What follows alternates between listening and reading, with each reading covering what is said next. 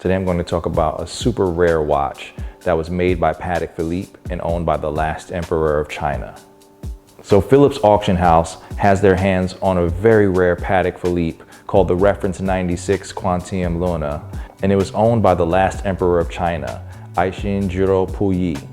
There was a film made about Emperor Puyi called The Last Emperor in the 80s, and I think there was some controversy around whether or not it was very accurate to history, but that's my only reference of this particular emperor.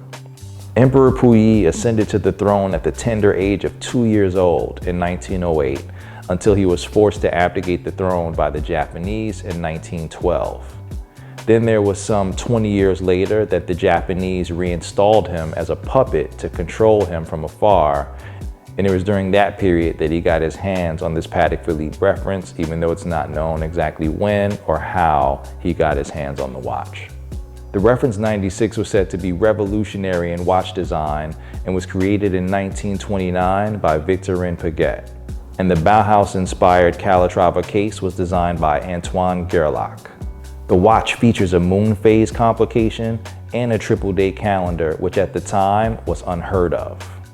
It's said that watchmakers that had the luxury of experimenting with this level of complications in a watch was very limited at any rate, so there were only watchmakers like Audemars Piguet or Patek Philippe that were experimenting with this level of complication at the time, but all of that came to an end with the onset of the Great Depression and the World War.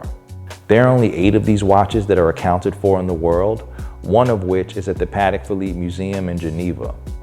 It's said that they bought this watch in 2002 for a cool sum of $2 million. So if the watch sold for $2 million over 20 years ago, imagine what it's going to sell for in 2023. It's going to be mind-blowing.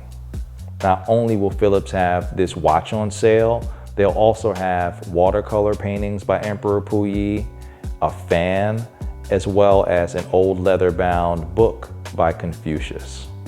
Emperor Puyi's belongings will be on sale on tour, and they're going to go from Hong Kong to New York, Singapore, Taipei, London, and Geneva.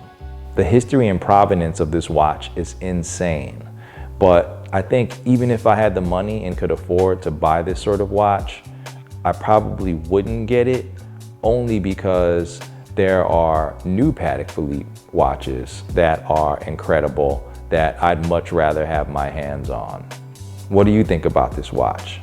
Let me know in the comments. Till next time.